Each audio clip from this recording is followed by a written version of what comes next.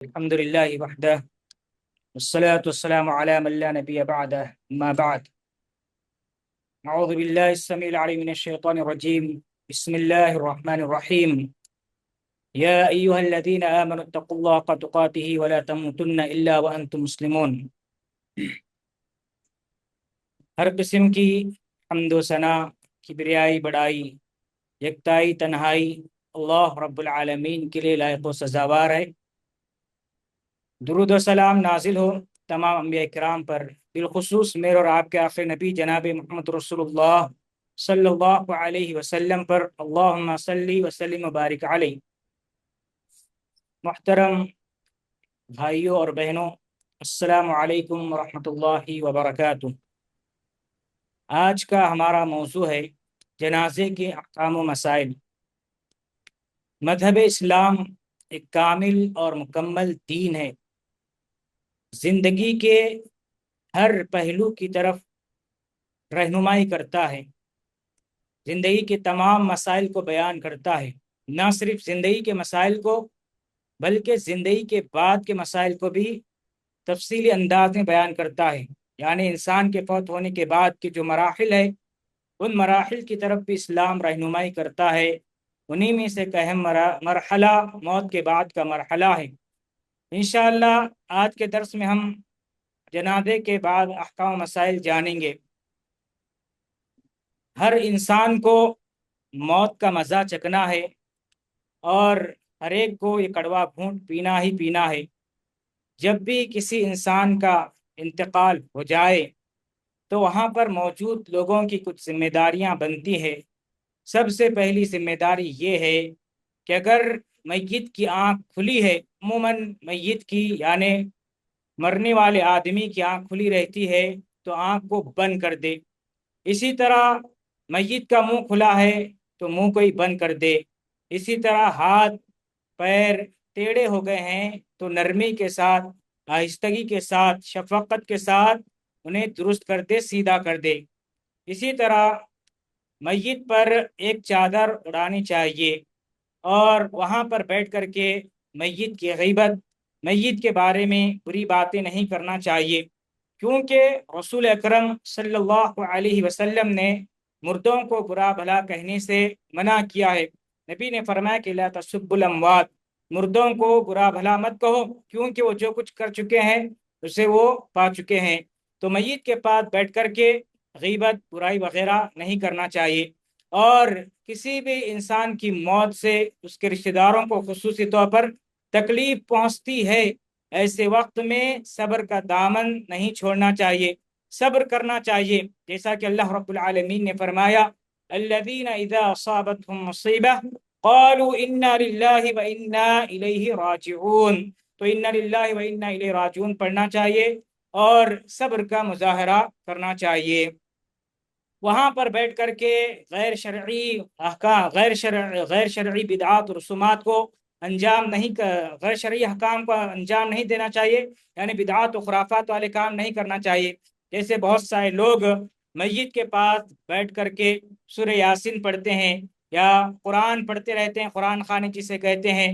بعض لوگ نعت پڑھتے رہتے ہیں، بعض لوگ جو ہے میت کے پاس قرآن کو رکھ دیتے ہیں۔ اسی طرح بعض لوگ جو ہے میلاد وغیرہ پڑھتے رہتے ہیں، بعض لوگ فاتحہ خوانی کرتے ہیں، بعض لوگ اگربتی وغیرہ لگاتے ہیں۔ یہ سارے غیر شرعی کام ہیں، ان سے بچنا چاہیے۔ اسی طرح میت کی جو ہے خبر دے دینا چاہیے، کسی کا انتقال ہو گیا ہے تو اس کی خبر دینا چاہیے، قریبی رشتہ دار وغیرہ کو اور دوست و احباب کو اطلاع کر دینا چاہیے۔ اور جب اطلاع دے دیں تو جتنا جلدی ہو سکے اتنا جلدی جو ہے تجہیز اور تکفین کی تیاری کرنا چاہیے، غسل وغیرہ دینا چاہیے، اس میں تاخیر نہیں کرنا چاہیے۔ میت کو اگر کوئی آدمی بوسہ دینا چاہے یا اس کا بوسہ لینا چاہے تو لے سکتا ہے، پیشانی پر میت کا بوسہ لے سکتا ہے۔ تو میرے محترم بھائیوں، اب آئیے ہم جانتے ہیں کہ غسل کس طرح دینا چاہیے۔ اس سے پہلے ایک بات جان لے کہ میت پر نوحہ و ماتم کرنا حرام ہے، جائز نہیں ہے۔ یعنی میت کے پاس بیٹھ کر کے دھاڑے مار مار کر کے ہوتے ہیں، خصوصاً خواتین یہ کام کرتے ہیں، ایسے کرتی ہیں، ایسا نہیں کرنا چاہیے۔ نبی کریم صلی اللہ علیہ وسلم نے فرمایا لیس منا من ضرب जुयूबा व शक्ल जुयूबा वदआ बिदावल जाहिलिया, यानी नबी करीम सल्लल्लाहु अलैहि वसल्लम ने फरमाया कि जो आदमी या औरत गम का इजहार करने के लिए गिरेबान चाक करे, थप्पड़ रसीद करे और जाहिलियत की पुकार पुकारे, लैसा मिन्ना मंजरबल जुयूबा वशक्का मंजरबल खुदूदा, इस तरह के कुछ अल्फाज हैं। तो यानी गिरेबान चाक करे, थप्पड़ वगैरह मारे और जो है जाहिलियत की पुकार पुकारे, वो हम में से नहीं है। नौहा मातम नहीं करना चाहिए। और एक हदीस में आया है कि नौहा मातम करने की वजह से मैयत को तकलीफ पहुंचती है। बहरहाल उसकी वजाहत पे आई है कब पहुंचती है कब नहीं पहुंचती है मैयत को तकलीफ। बहरहाल उसमें हम जाना नहीं चाहते हैं। खुद ब खुद रोना आ रहा है, फितरी तौर पर इंसान को रोना आता है, खुद ब खुद रोना आ रहा है, तो वो कोई हरज की बात नहीं है। अल्लाह के नबी सल्लल्लाहु अलैहि वसल्लम भी अपने बेटे की वफात पर रोए थे, तो वो मसला नहीं, खुद ब खुद रोना आ रहा है। लेकिन जो है जानबूझ करके मुबाला आराई के साथ बयान करके नौहा मातम करते हुए रोना ये जायज़ नहीं है। अब आइए मेरे भाइयों, हम गुस्ल के मसाइल जानते हैं कि मैयत को किस तरह गुस्ल देना चाहिए। सबसे पहले ये बात जान ले कि मर्दों को मर्द ही गुस्ल देंगे, इसी तरह औरतों को औरतें ही गुस्ल देंगी। लेकिन मियाँ बीवी एक दूसरे को गुस्ल दे सकते हैं। शोहर बीवी को गुस्ल दे सकता है और बीवी शोहर को गुस्ल दे सकती है। ये बातें हदीस से सही हदीस से साबित हैं। लेकिन उनके अलावा दूसरों के लिए हुक्म यही है कि मर्दों को मर्द ही गुस्ल देंगे, औरतों को औरतें ही गुस्ल देंगी। गुस्ल देने से पहले क्या करना चाहिए? गुस्ल देने से पहले मैयत के जिस्म पर जो भी कीमती सामान है उनको निकाल लेना चाहिए। जैसे मर्द आदमी है, उसके हाथ की उंगलियों में अगर अंगूठी वगैरह है, चांदी की अंगूठी वगैरह है, निकाल लेना चाहिए। घड़ी वगैरह है वो निकाल लेना चाहिए। इसी तरह खवातीन है तो उनके जेवरात निकाल लेना चाहिए। और अगर किसी के मुंह में दांतों में सोने का दांत या चांदी का दांत लगा हुआ है, मैयत के दांतों में सोने का या चांदी का दांत लगा हुआ है और आसानी के साथ उसे निकाल सकते हैं तो निकाल लेना चाहिए। अगर आसानी के साथ नहीं निकाल सकते हैं तो फिर उसे वैसे ही छोड़ देना चाहिए। ये काम करने के बाद क्या करना चाहिए? उसके बाद जो है मर्द के नाभ से लेकर के घुटनों तक एक कपड़ा डाल देना चाहिए। फिर उसके बाद उसके जिस्म पर जो सिले हुए कपड़े हैं उसे निकाल लेना चाहिए। गस्साल यानी जो भी आदमी गुस्ल दे रहा है, पहले वो अपने हाथों में दस्ताने पहने, हाथों को खुला ना रखे, क्योंकि हो सकता है कि गुस्ल देते वक्त उसकी शर्मगाह से हाथ टच हो जाए, शर्मगाह को लग जाए यानी मैयत के, इसलिए हाथों में दस्ताने पहनना चाहिए। कपड़े उतार लेने के बाद, शर्मगाह को छुपाने के बाद, हाथ में दस्ताने वगैरह पहनने के बाद क्या करना चाहिए कि अगर मैयत के मूंछ के बाल बड़े हुए हैं, नाखून बड़े हुए हैं, बगल के बाल वगैरह बड़े हुए हैं तो उसे साफ कर लेना चाहिए। जहाँ तक जेनाफ बाल की बात है तो वो जो है वहाँ साफ नहीं करना चाहिए, क्योंकि उसका कोई सबूत नहीं है, जैसा कि शेख इब्न बाज अलैहिर्रहमा ने बयान किया है। बहुत सारे लोग पूछते हैं कि मैयत के सेनाब बाल मूड़ना चाहिए या नहीं मूड़ना चाहिए। जवाब यह है कि नहीं मूड़ना चाहिए। सिर्फ मूंछ के बाल बड़े हुए हैं तो काट सकते हैं, नाखून वगैरह बड़े हुए हैं तो वो काट सकते हैं। उसके बाद क्या करना चाहिए? उसके बाद मैयत को जो है उसके कमर के पीछे से थोड़ा से उठाना चाहिए।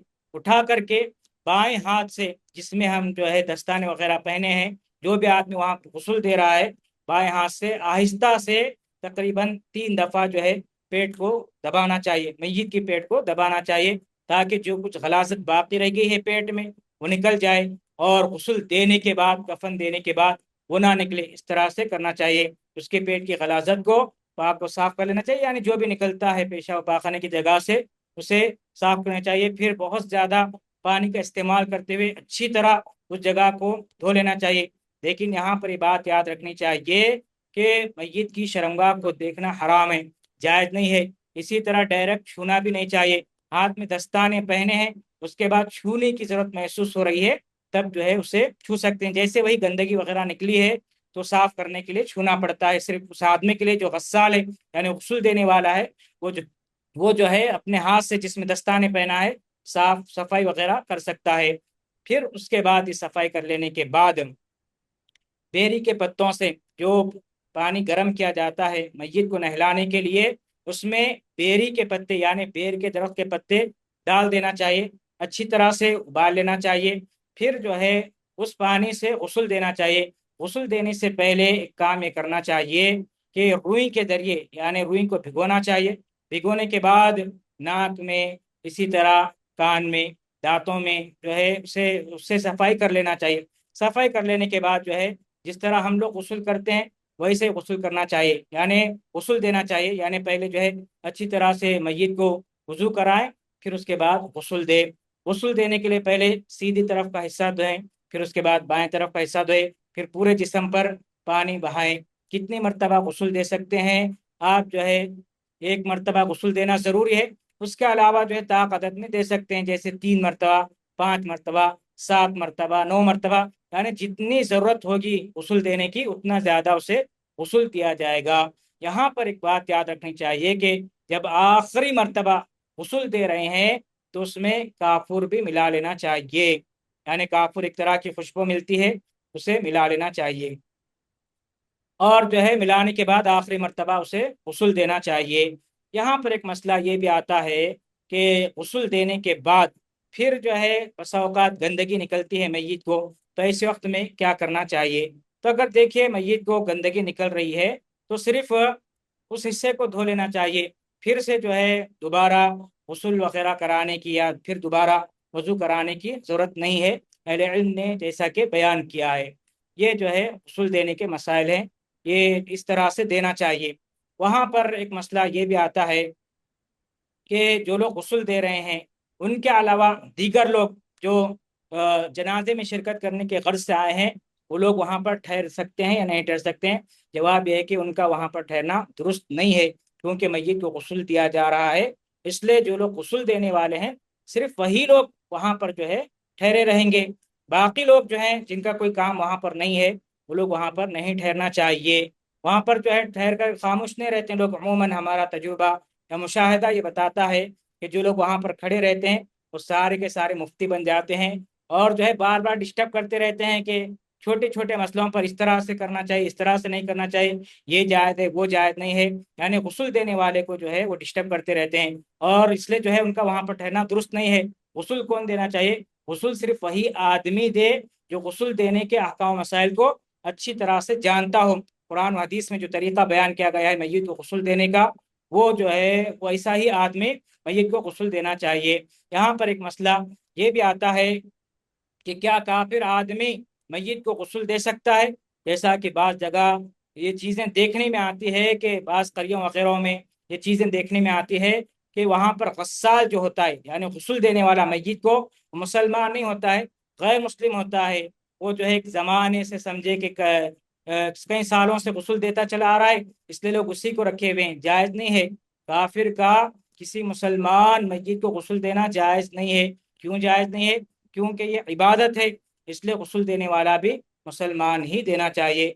और अगर फौत होने से पहले आदमी ने वसीयत की थी कि मेरे मरने के बाद फलां आदमी गुस्ल देगा या फलां आदमी नमाज जनाजा पढ़ाएगा, तो सबसे पहला हक उसी का है। यानी जिस आदमी के बारे में मैयत ने, मरने वाले ने, फौत होने वाले ने वसीयत की थी, वही आदमी गुस्ल देगा।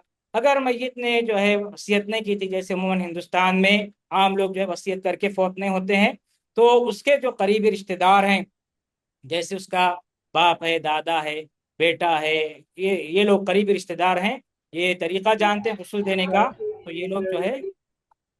आवाज आ रही है? आवाज आ रही है? जी शेख, आवाज आ रही है आपकी। हाँ, जो लोग तरीका जानते हैं वही लोग गुस्ल देंगे। बहरहाल करीबी रिश्तेदार देंगे, या उसके अलावा जो लोग भी तरीका जानते हैं वो गुस्ल देंगे। अब यहाँ शेख, म्यूट कीजिए ना, आपका माइक म्यूट हो गया है।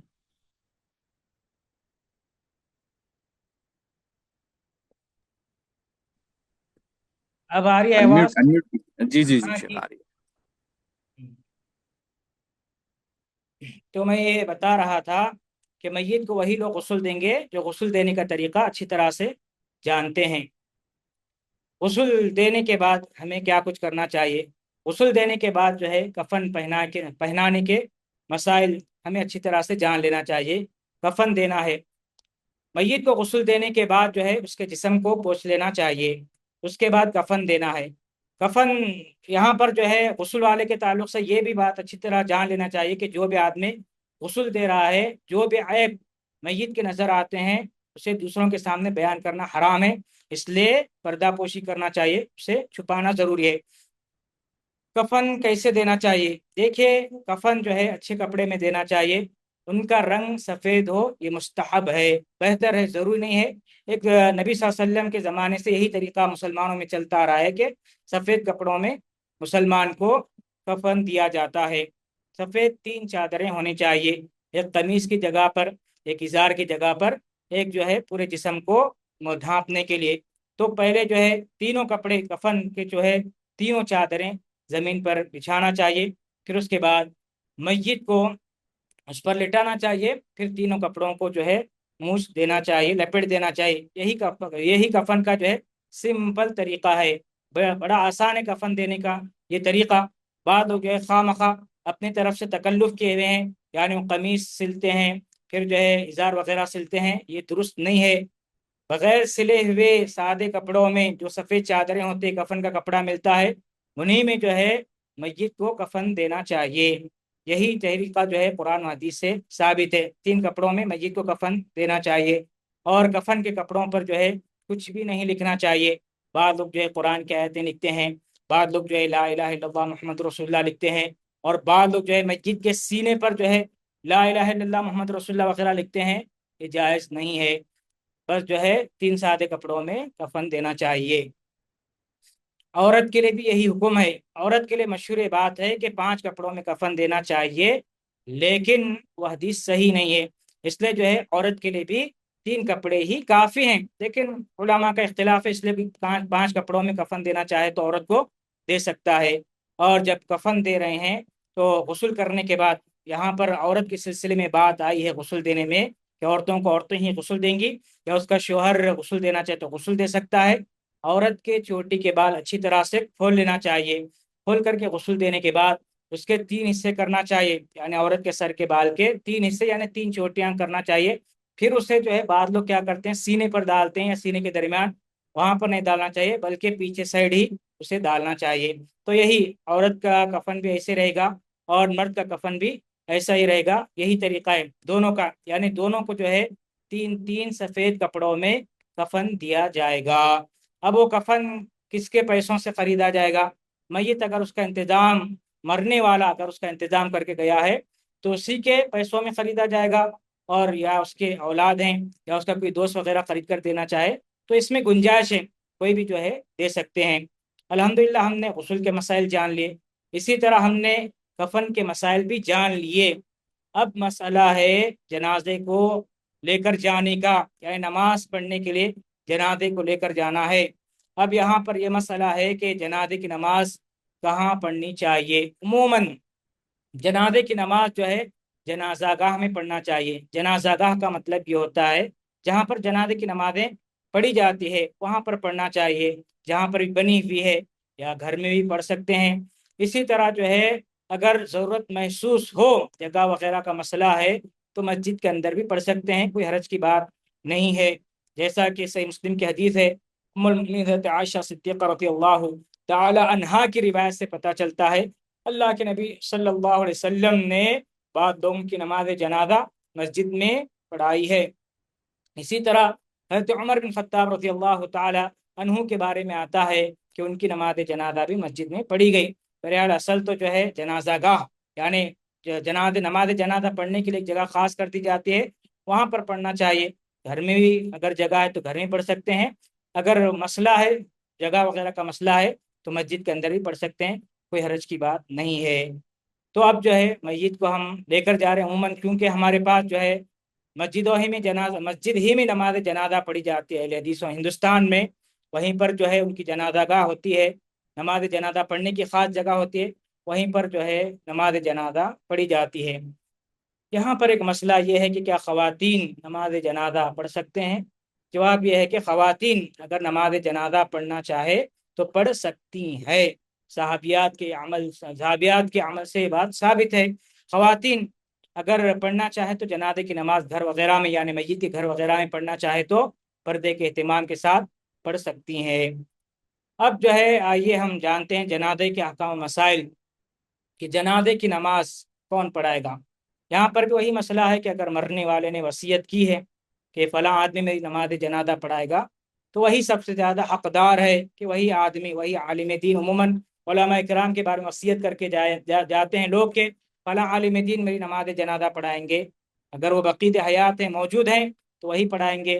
اس کے اگر وہ نہیں ہے، ان کے قریبی رشتہ دار، اگر یہ لوگ جو ہے جنازے کے احکام مسائل کو جانتے ہیں، نماز جنازہ پڑھانا جانتے ہیں، تو یہ پڑھائیں گے، یا مسجد کے جو امام صاحب ہیں وہی پڑھا سکتے ہیں۔ کوئی بھی جو جنازے کے احکام مسائل کو اچھی طرح جانتا ہے، جنازے کے نماز کے مسائل کو جانتا ہے، وہ نماز پڑھا سکتا ہے۔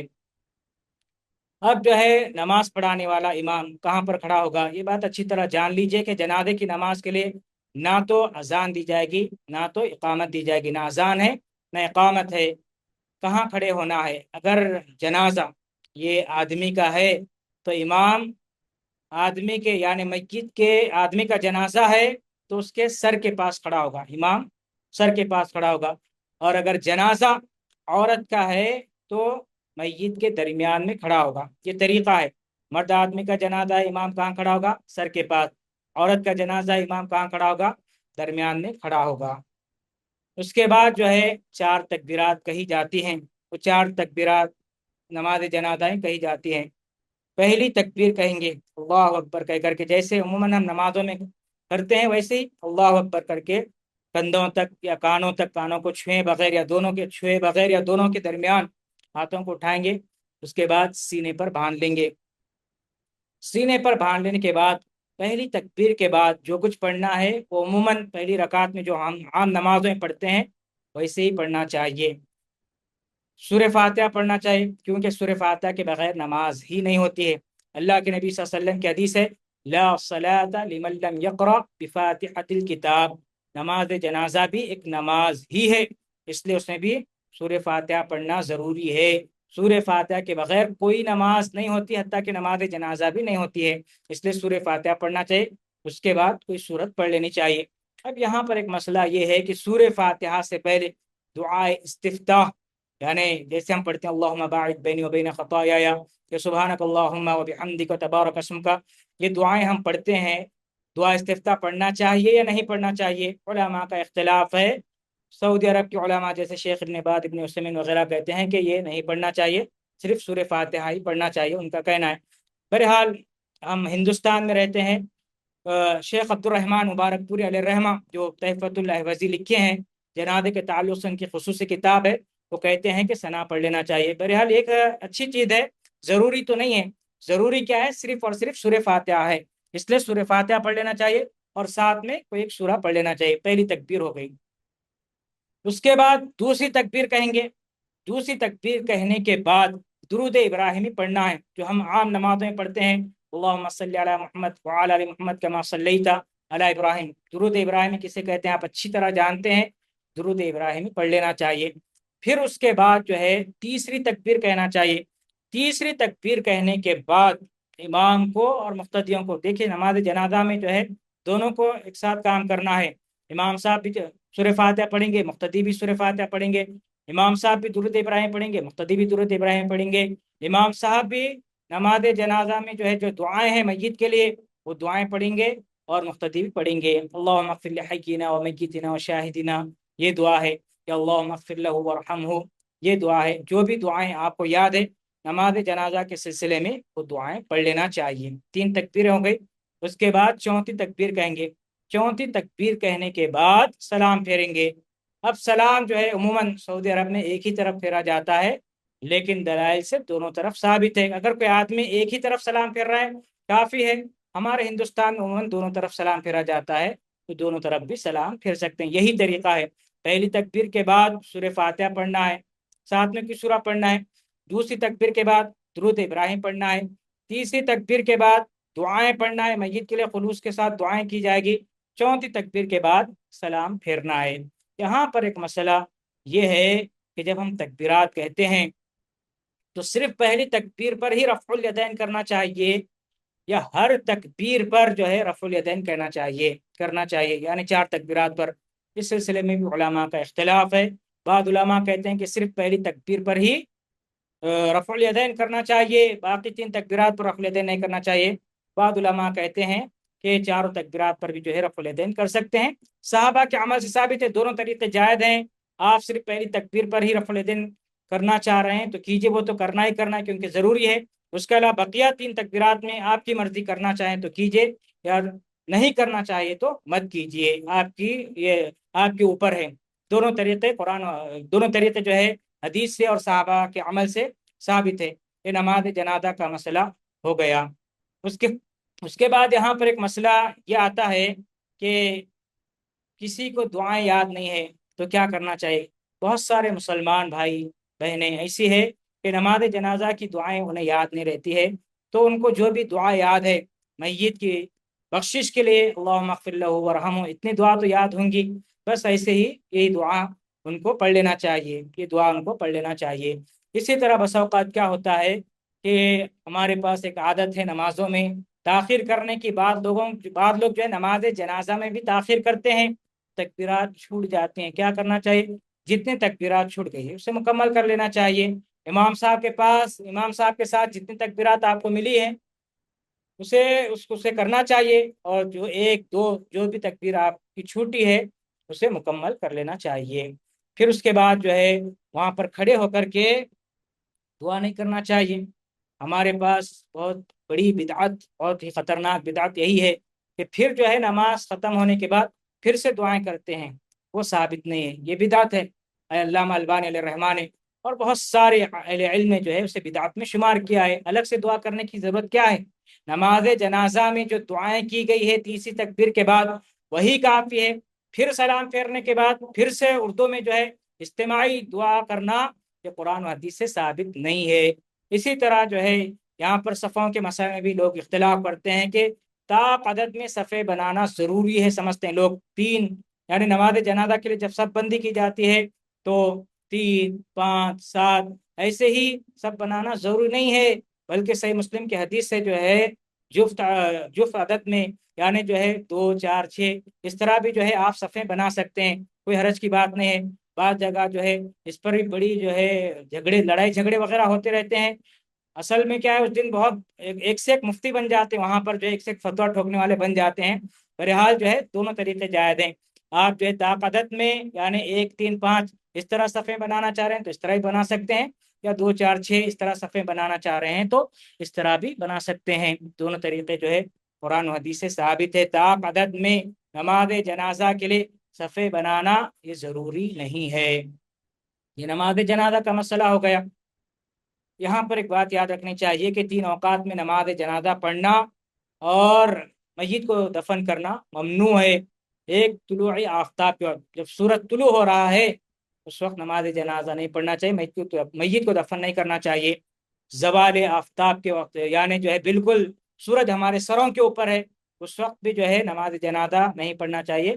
اسی طرح غروب آفتاب کے وقت، اس وقت بھی نماز جنازہ نہیں پڑھنا چاہیے، اور ایسے وقت میں دفن بھی نہیں کرنا چاہیے۔ بہرحال نماز جنازہ ہماری مکمل ہو چکی ہے۔ اب کیا کام باقی رہ گیا ہے ہمارا؟ اب جو ہے میت کو لے کر کے جانا ہے۔ کہاں لے کر کے جانا ہے؟ قبرستان کو لے کر کے جانا چاہیے۔ چنانچہ چارپائی پر، جس کو ہم پنجری کہتے ہیں، اسے اٹھا کر کے لے جاتے ہیں۔ تو اس پنجری پر جو کپڑا ڈالا جاتا ہے وہ بالکل سیدھا سادہ ہونا چاہیے۔ کفن کا کپڑا کیسا ہے؟ سفید ہے، بالکل سمپل ہے، سادہ ہے، اس پر کچھ بھی لکھا ہوا نہیں ہے۔ ویسے ہی پنجری کے اوپر یا چارپائی کے اوپر ڈال دینا چاہیے۔ ڈولی جس میں جو ہے میت کو لے کر جا رہے ہیں، ہمارے پاس جو ہے ایسی چادریں ڈالی جاتی ہے جس پر جو ہے خانہ کعبہ کی تصویریں ہوتی ہے، گنبد خضرا کی تصویریں موجود ہوتی ہے، اسی طرح آیت الکرسی، چاروں قل، اور پتہ نہیں سورہ یاسین کیا کچھ لکھا ہوتا ہے، کلمہ لا الہ الا اللہ محمد رسول اللہ، بہت ساری چیزیں لکھی ہوئی ہوتی ہے۔ ڈیزائن کی جو ہے چادریں ڈالی جاتی، وہ نہیں ڈالنا چاہیے، سفید چادر ہی پنجری پر بھی ڈالنا چاہیے۔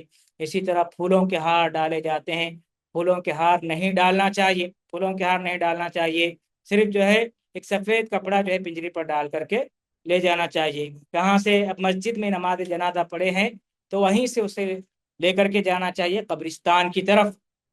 اور جب قبرستان کی طرف لے کر کے جا رہے ہیں تو وہ جو پنجری ہے اس کو جو ہے مدد کرنا چاہیے لے کر جانے میں، یعنی تمام لوگوں کو کوشش یہ کرنی چاہیے کہ وہ کندھا دے، یعنی ایک ہی آدمی پر بوجھ نہیں ڈالنا چاہیے کہ جو لے کر کے جا رہے ہیں بس وہی لے کر جاتے رہیں، انہیں تکلیف ہوگی، اس لیے لوگوں کو جو ہے بدلتے رہنا چاہیے، آگے بڑھ بڑھ کر کے جو ہے اس میں ہیلپ کرنی چاہیے، مدد کرنی چاہیے، اس پر جو ہے ثواب بھی ملے گا۔ جب لے کر کے جا رہے ہیں تو بالکل خاموشی کے ساتھ جنازے کو قبرستان کی طرف لے کر کے جانا چاہیے، کچھ بھی نہیں پڑھنا چاہیے۔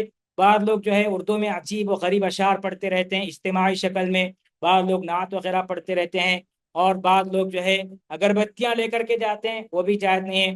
بعض لوگ جو ہے لا الہ الا اللہ محمد رسول اللہ وہ پڑھتے ہوئے جاتے ہیں۔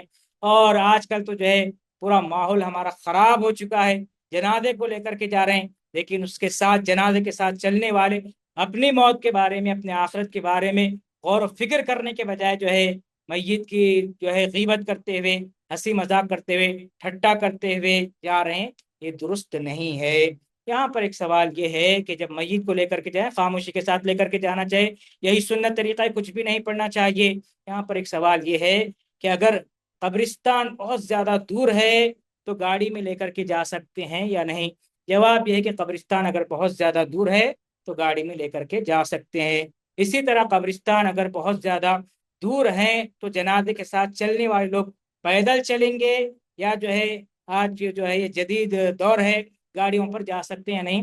جواب یہ ہے کہ اگر قبرستان بہت زیادہ دور ہے اور آپ پیدل نہیں چل سکتے ہیں، جیسے بیمار ہے، کمزور ہے، یا آج کل دیکھیے دھوپ کتنی زیادہ ہے، اگر ایسا مسئلہ ہے یا بوڑھے ہیں تو یہ لوگ جو ہے سواری پر جا سکتے ہیں۔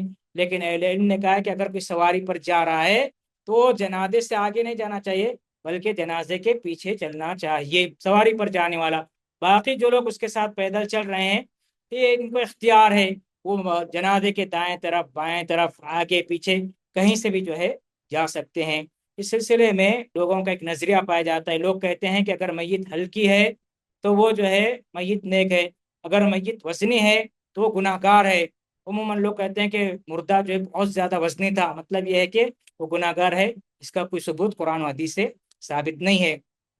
بہرحال لے کر کے جائیں گے، قبرستان میں لے کر کے جائیں گے، وہاں پر جو ہے قبر ریڈی ہو چکی ہوگی، تیار ہو چکی ہوگی، تو وہاں پر کیا کرنا چاہیے؟ قبر جو ہے دو طرح کی ہوتی ہے، ایک ہے صندوقی قبر اور ایک ہے بغلی قبر۔ دونوں میں بہتر کون سے ہے؟ بغلی قبر، یہ جو ہے بہتر قبر ہے، کیونکہ رسول اکرم صلی اللہ علیہ وسلم کی قبر جو ہے بغلی قبر ہے۔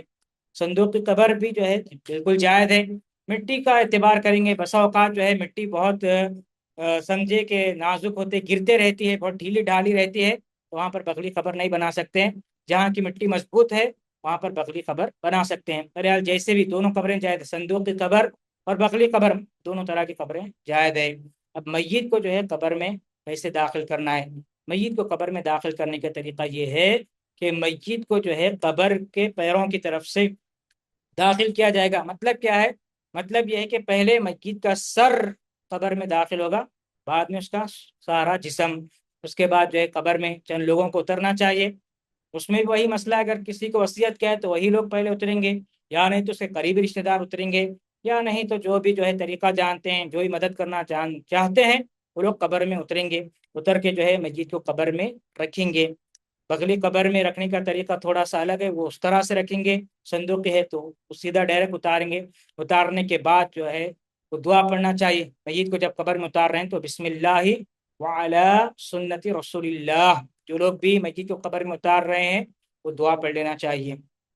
پھر اس کے بعد جو ہے میت بغلی قبر وغیرہ ہے تو وہ جو ہے اندر جو ہے اور ایک کھڈا کھودا جاتا ہے قبلے کی طرف، وہاں پر جو ہے میت کا منہ وغیرہ کرنا چاہیے، قبلے کی طرف ہی میت کا منہ چہرہ وغیرہ کرنا چاہیے۔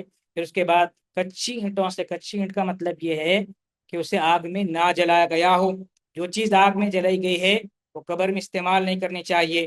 کچی اینٹوں سے جو ہے وہ جو گڑھا کھودا گیا ہے بغلی قبر میں اسے جو ہے بند کر دینا چاہیے۔ پھر جو ہے کچی مٹی سے جو ہے اچھی طرح سے اسے پیار کرنا چاہیے۔ اس کے بعد وہاں پر موجود لوگ، جو بھی موجود لوگ ہیں، ان میں سے ہر ایک آدمی کوشش یہ کرنا چاہیے کہ ہر آدمی 3 مٹھی مٹی ڈالے، 3 مٹھی مٹی ڈالے، بسم اللہ کہہ کر کے इस तरह से कब्र को बंद करना चाहिए। कब्र को ऊंट के कोहान नुमा बनानी चाहिए। कब्र जो है सिर्फ एक बारिश ऊंची रहनी चाहिए। हमारे पास बहुत ज्यादा ऊंचा किया जाता है, यानी वो मज़ारात वगैरह आप देखे होंगे, वैसा नहीं करना चाहिए। इसी तरह पत्थर वगैरह से कब्रों को तामीर नहीं करना चाहिए, मज़ार वगैरह नहीं बनाना चाहिए। आप लोग अल्हम्दुलिल्लाह अहले हदीस हैं, सलफ़ी है, सब हराम और बिदात और खुराफात में शामिल है।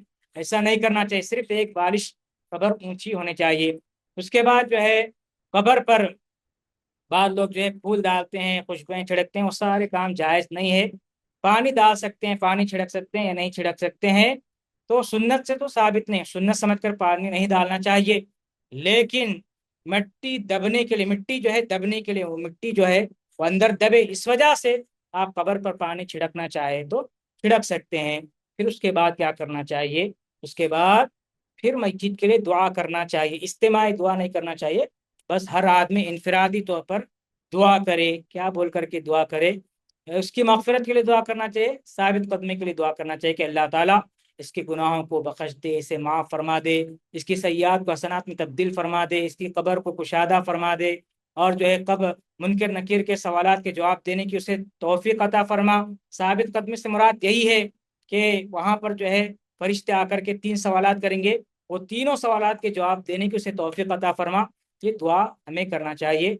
ये दुआ करने के बाद वहां से लौट जाना चाहिए। उसके बाद जो भी काम करते हैं लोग, वहां पर अजान देते हैं, कलमे की तनकीन करते हैं, यासीन पढ़ते हैं, और बहुत कुछ करते हैं, ये सारे बिदआत व खुराफात है। अगरबत्तियां लगाते हैं, फातिहा दिलाते हैं, ये कुरान और हदीस से साबित नहीं है, इसलिए इनसे बचना बहुत ज़्यादा ज़रूरी है।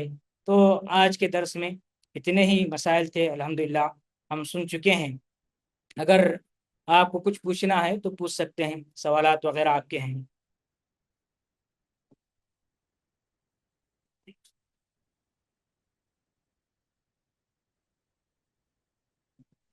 अस्सलाम वालेकुम वरहमतुल्लाहि वबरकातुहू। वालेकुम अस्सलाम रहमतुल्लाहि वबरकातुहू।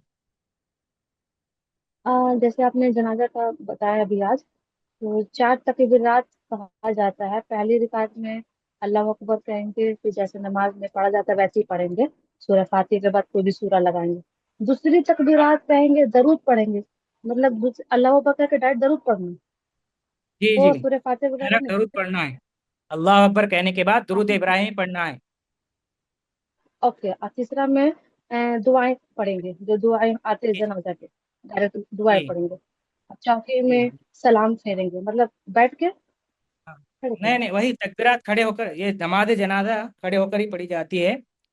चौथी तकबीर कहने के बाद क्योंकि डायरेक्ट हम सलाम लोग की फेरना तरफ तो नहीं होता है लेडीज का, तो मैंने कभी देखा है। हाँ, नहीं है। लेडीज वगैरह बैठ कर तो पढ़ना चाहे तो उनका ही वही मसला है। चौथी तकबीर कहने के बाद सलाम फेर देना है। खड़े खड़े। क्या बोले कुछ?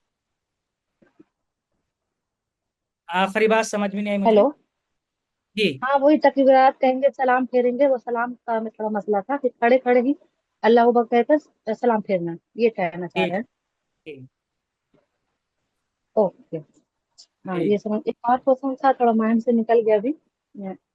जज़ाकल्लाह खैर कसीरा।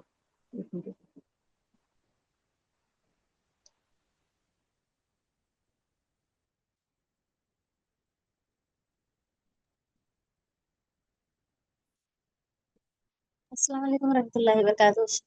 वालेकुम अस्सलाम रहमतुल्लाहि वबरकातुहू। शेख, बगली देना मतलब क्या होता है? पहले खबर में उतर के जो पहले जो उतारता है वो है, उतार। जी, जी। जी बगली खबर कैसे बताइए। खोदते हैं बताना है। जी। उसे क्या है, पहले सीधा गड़ा कैसे खोदा जाता है, सीधा ऐसे ही गड़ा खोदते हैं पहले सीधा। फिर उसके बाद जो है किबले की तरफ में, किबले की तरफ में जो है मस्जिद के साइज के मुताबिक और एक छोटा गड़ा खोदा जाता है। वहां पर जगह बनाई जाती है छोटी सी। फिर उसमें जो है मस्जिद को रखा जाता है, फिर उसे प्याग किया जाता है। यानी सीधी कब्र खोदने के बाद फिर किबले की तरफ फिर थोड़ा गड़ा खोदते हैं। समझ में आई संदूक बात? की खबर जी, संदूक की खबर मतलब संदूक की कब्र डायरेक्ट गड़ा, सीधा सीधा गड़ा। एक ही गड़ा रहा। हाँ, एक ही गड़ा रहता उसमें। दो समझिए बात समझने के लिए। समझ में आई? जी। जी, वाह जी, अल्हम्दुलिल्लाह। ये हम्म। चौथी तकबीर तकबीर 4 تکبیریں کی نماز ہوتی ہے نا جنازے کی نماز شیخ، تو رفع جی الیدین کرنا نہیں رہتا، کر بھی سکتے ہیں یا نہیں بھی نہیں؟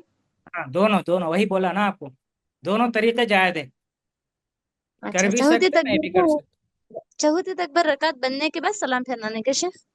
ہاں، چوتھی تکبیر بولے اس کا بھائی، اگر رفع الیدین کر رہے ہیں تو رکعت بن کے، رفع الیدین نہیں کر رہے تو ویسے ہی اچھا، میں اگر ہاتھ باندھ کر ہی۔ جنازے مسجد لگ گئے تو عورتوں کی جانے کی اجازت نہیں دی، تو کیا گھر میں پڑھ سکتے ہیں عورت جنازے کی نماز؟ ہاں، تو اس کا وہی ایک طریقہ ہے، ان سے ریکویسٹ کرنا چاہیے، یعنی لے کر جانے سے پہلے کہ ہم عورتیں ہاں، پہلے پڑھ لیں گی، اس کے بعد آپ لوگ لے کر جاؤ، بلکہ ہوں۔ سمجھ میں بات۔ نہیں، اگر جانے کی اجازت نہیں ہے تو کیا گھر میں عورت پڑھ سکتی ہے کہ جس کو آتا ہے جنازے کی نماز؟ وہ سوال ہے نہیں، میرا۔ میت وہاں پہ نہیں رہتی نا، جی جی، ٹھیک۔ میت موجود ہے تو پڑھ لے سکتے ہیں آپ، اس میں جماعت کی ضرورت نہیں ہے عورتوں کے لیے، آپ اکیلے پڑھنا چاہ رہے ہیں، سامنے میت جی، ہے تو پڑھ سکتے اچھا، تو سامنے ہیں۔ رہنا ضروری ہے میت؟ جی جی، ہاں، جزاک اللہ شیخ۔ بھیا جی۔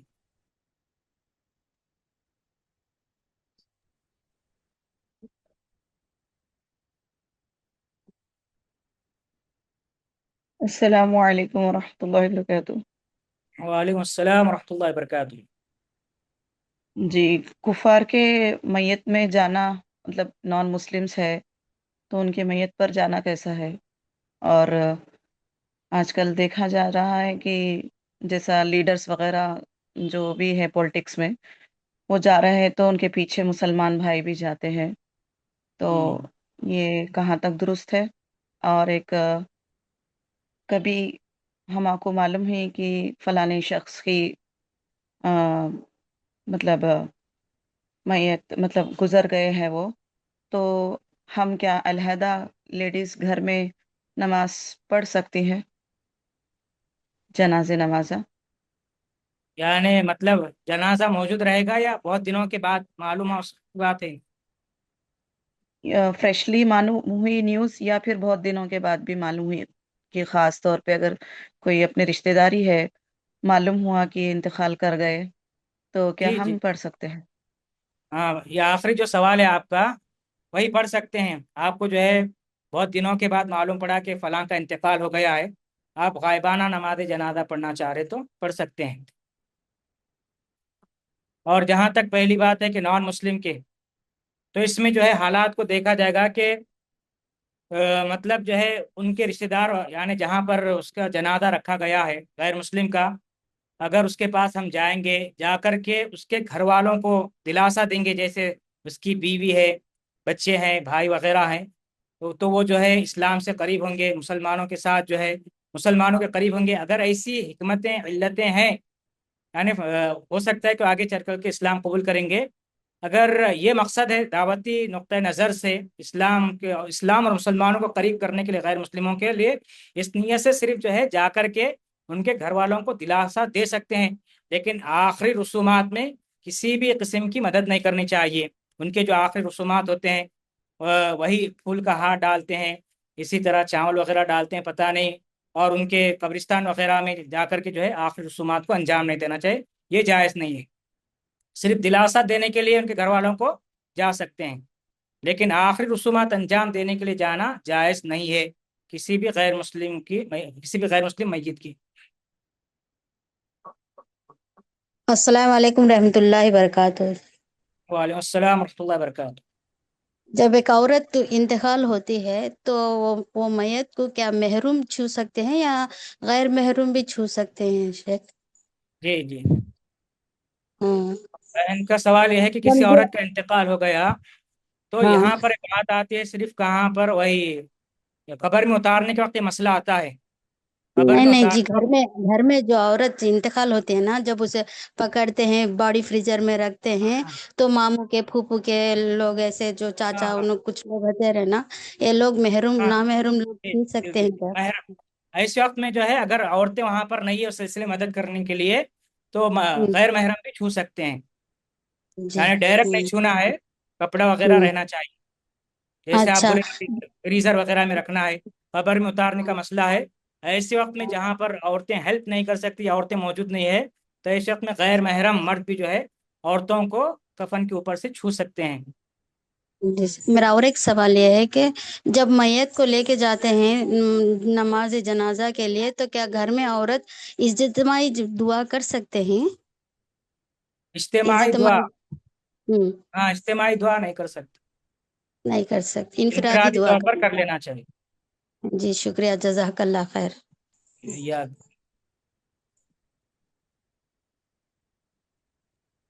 अस्सलाम वालेकुम वरहमतुल्लाहि वबरकातुहू। वालेकुम अस्सलाम रहमतुल्लाहि व बरकातुहू। शेख, मेरा ये सवाल था कि जब जैसे कि शेख, अगर हमारे घर में अलग मनहज के लोग हैं और अगर हमारा इंतकाल हो गया और अगर उनके तरीके से मतलब सब कर रहे हैं दफन, तो हमें वस करके जाना चाहिए या गुनाह हम पे होगा अगर हम बोल रहे उनके आवाज मनहज से हमको क्लियर नहीं दफन आ रही है करते? आपकी, थोड़ा जोर से बोलिए थोड़ा। आवाज कट कट हो रही है आपकी। शेख, अब आ रही है वॉइस? हाँ बोलिए। शेख, मेरा ये सवाल था कि अगर हमारे घर के लोग अलग मनहज के और हमारे मरने के बाद वो उनके जो रसूमात है वो वैसी तदफीन करते हैं, तो क्या हमें वसीयत करके जाना चाहिए उनको कि हमारी जी ऐसी सही उस पे कीजिए तदफीन, जी और जी नहीं करे तो बिल्कुल, शेख वो? बिल्कुल जो है वसीयत करके जाना चाहिए कि सही मनहज के मुताबिक हमारी तजहीद तकफीन करो बोल करके। और अगर वो ना कर पाए शेख? कौन? वो लोग, यानी वसीयत ना कर घर पाए वाले, या हाँ, वो लोग जो है मनहज, सही मनहज पे तजहीद तकफीन ना कर पाए? सही मनहज पर तदफीन न कर पाए तो? वो लोग नहीं गए तो वो खुद जिम्मेदार है। हमारी जो जिम्मेदारी थी वो हम अदा कर चुके। मरने के बाद जो है हम और कुछ भी कर नहीं सकते। शेख, क्या घर में हम जैसे कि इंडिया में रहते हैं तो मस्जिद में तो औरत जाती नहीं है, तो जैसे कि हमारे वालिद साहब या वालिदा फौत हो तो उनकी तो हमारी तमन्ना रहती है ना कि जनाजे नमाज पढ़े, तो फिर कैसे पढ़ना, घर पे इनफरादी पढ़ना? भाई अहले हदीस में तो अल्हम्दुलिल्लाह है, आपको तमाम अहले हदीस मस्जिदों में इंतज़ाम रहता है। अगर वही अहनाफ वगैरह की मस्जिद है, इंतज़ाम नहीं है, तो वहाँ घर पर पढ़ लेना चाहिए। वही जनाजा लेकर जाने से पहले औरतें जैसे आप तरीका नमाज बताए जनाजा थे, पढ़ लेना चाहिए। जी जो आप तरीका बताए कि हाँ हाँ आपने वही, जो तरीका बताया वो इनफरादी तौर पर हाँ सामने पढ़ना है ना जनाजे के? हाँ हाँ जनाजे की। जी, जजाकल्लाह। जी शेख, अस्सलाम वालेकुम वरहमतुल्लाहि वबरकातुहू। मेरा और एक सवाल रह गया था। जी जी, ये जब इंतकाल कर जाते मैयत के पेट के ऊपर कुछ रखते हैं शेख, तो वो रखना कैसा है, मतलब उसमें क्या चीज़ है अभी तक हमको भी नहीं मालूम, लेकिन वो रखना है दुरुस्त है या क्या है? और नहीं, जैसा बिदात शामिल है। अगरबत्ती अगरबत्ती आप जैसा बोले नहीं लगाना, तो वो थोड़ा डेड बॉडी से भी थोड़े लोगों से स्मेल आती, तो उसके लिए जायज़ है लगाना वहां पर हाँ बखूर या अगरबत्ती? जी, अगर जो है मकसद हमारा जो है वही है, यानी बदबू को जायल करने के लिए आप अगरबत्ती लगा रहे हैं या बखूर वगैरह कोई भी खुशबू लगा रहे हैं, ऊद वगैरह, तो वो जायज़ है। नीयत के ऊपर है मसला। अगर उसे एक रस्म समझ करके, सुन्नत समझ करके अगरबत्ती या बखूर वगैरह इस्तेमाल कर रहे हैं तो जायज़ नहीं है। लेकिन बदबू को जायल करने के लिए, खुशबू पैदा करने के लिए बखूर का, अगरबत्ती का इस्तेमाल कर रहे हैं तो दुरुस्त है। जहाँ तक आप बोल रहे हैं कि पेट पर कुछ चीज़ रखी जाती है, तो सब बिदात और खुराफात में शामिल है। और मैयत के सामने वो कुछ भी पढ़ना भी जायज़ नहीं है ना शेख, कुरान वगैरह?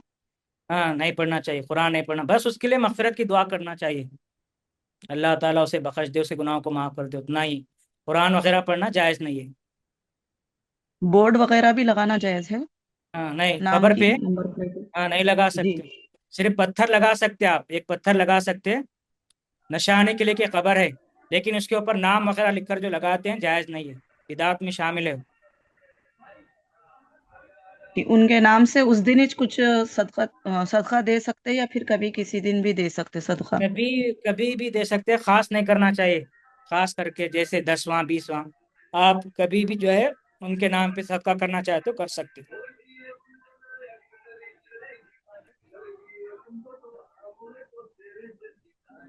السلام علیکم ورحمۃ اللہ وبرکاتہ۔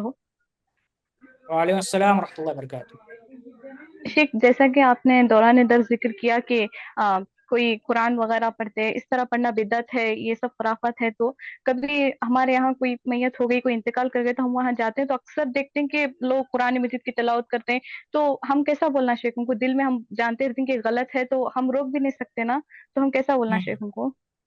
اگر ہم روک سکتے ہیں تو واضح طور پر روکنا چاہیے کہ بھئی قرآن و حدیث سے ثابت نہیں ہے، آپ جو عمل کر رہے ہیں یہ عبادت ہے، اور عبادت کے لیے ثبوت چاہیے، یا تو قرآن سے یا حدیث سے، منمانی نہیں کر سکتے ہم، منمانی کا نام دین نہیں ہے، تو ثابت نہیں کر سکتے ہیں، یہ بدعت ہے، روکنا چاہیے، یعنی قرآن و حدیث سے ثابت نہیں ہے، اگر بول رہے ہیں کہ نہیں ثابت ہے تو پھر ثابت کر کے دکھاؤ، نہیں ثابت کر سکتے، پھر بھی جیسا کہ آپ بول رہے ہیں کہ ہم نہیں روک سکتے ہیں، تو وہی انکار منکر کے 3 درجات ہیں نا، کہ ہاتھ سے روکو، زبان سے روکو، یہ دونوں کام نہیں کر سکتے ہیں، تو پھر دل میں برا جانو کہ یہ جو کر رہے ہیں برا کر رہے ہیں، بس یہی کافی ہے آپ کے لیے، گناہ گار نہیں ہوں گے آپ انشاءاللہ۔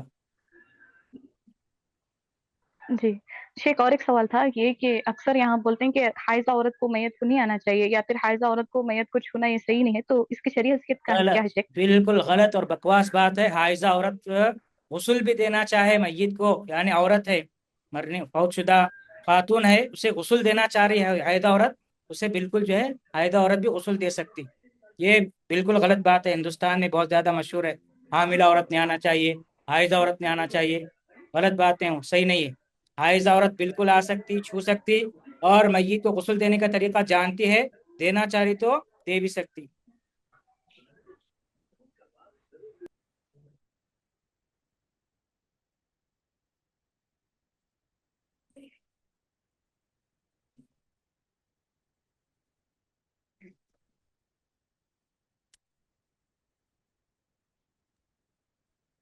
ہاں، السلام علیکم ہو گئے ورحمۃ اللہ سوالات؟ وبرکاتہ۔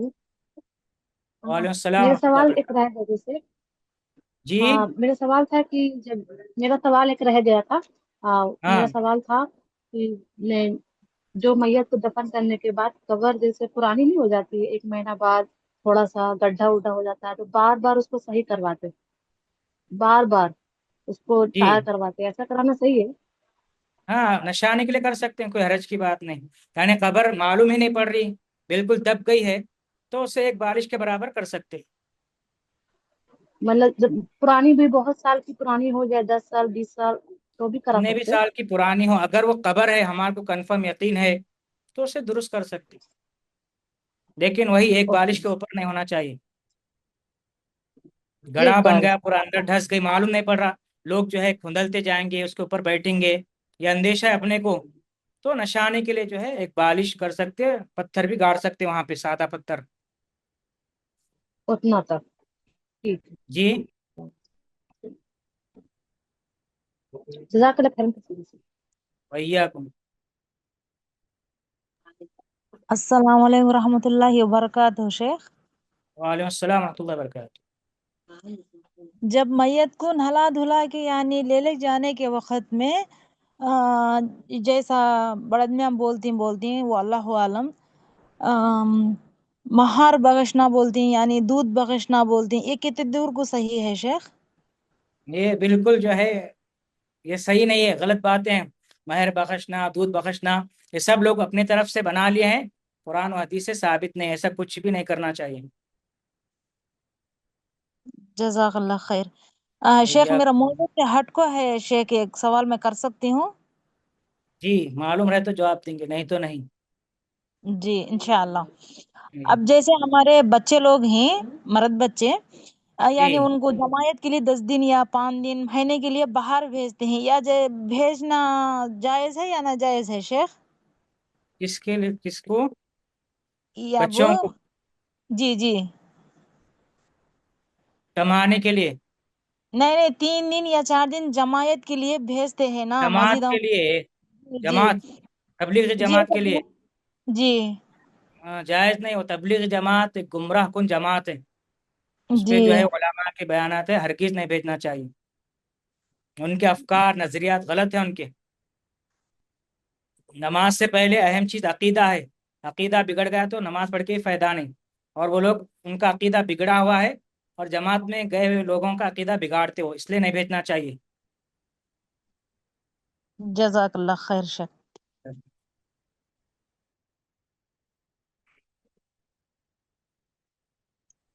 جزاک اللہ خیر بارک اللہ فیک. شکراً دعا ایک پڑھا. کمنٹ کیے تھے کوئی نماز جنازہ کا طریقہ ایک بار بتاؤ بول کے بتا دے. جی جی انشاءاللہ. ہاں بس بات ختم کیا ہوں. نماز جنازہ کا چار تکبیرات کے ساتھ نماز جنازہ ادا کی جاتی ہے. پہلی تکبیر کہیں گے اللہ اکبر، سینے پر ہاتھ باندھ لیں گے، سورہ فاتحہ پڑھیں گے، اس کے ساتھ کوئی سورہ پڑھیں گے. اس کے بعد جو ہے دوسری تکبیر کہیں گے اللہ اکبر. دوسری تکبیر کہنے کے بعد سینے پر ہاتھ باندھ لینے کے بعد درود ابراہیمی پڑھیں گے جو ہم نمازوں میں پڑھتے ہیں، اللہم صلی علی محمد وعلی آل محمد. یہ پورا درود ابراہیمی جو نمازوں میں پڑھتے ہیں تشہد میں وہی پڑھیں گے. پھر تیسری تکبیر کے بعد میت کے لیے جو ہے بہت ساری دعائیں رسول اکرم صلی اللہ علیہ وسلم سے ثابت ہیں. مشہور دعا ہے اللہم اغفر لحینا ومیتنا یا اللہم اغفر لہ وارحمہم. ان میں سے کوئی بھی جو ہے دعا پڑھ لے سکتے، جو بھی دعا آپ کو یاد ہے، بہت ساری ہیں، صحیح دعا پڑھ لینا چاہیے. 3 تکبیرات ہو گئے. چوتھی تکبیر کہنا چاہیے. چوتھی تکبیر اللہ اکبر کہنے کے بعد فوراً کچھ بھی نہیں پڑھنا چاہیے. چوتھی تکبیر کہنے کے بعد فوراً جو ہے سلام پھرنا چاہیے. یہی نماز جنازہ کا طریقہ ہے اور بالکل آسان ہے.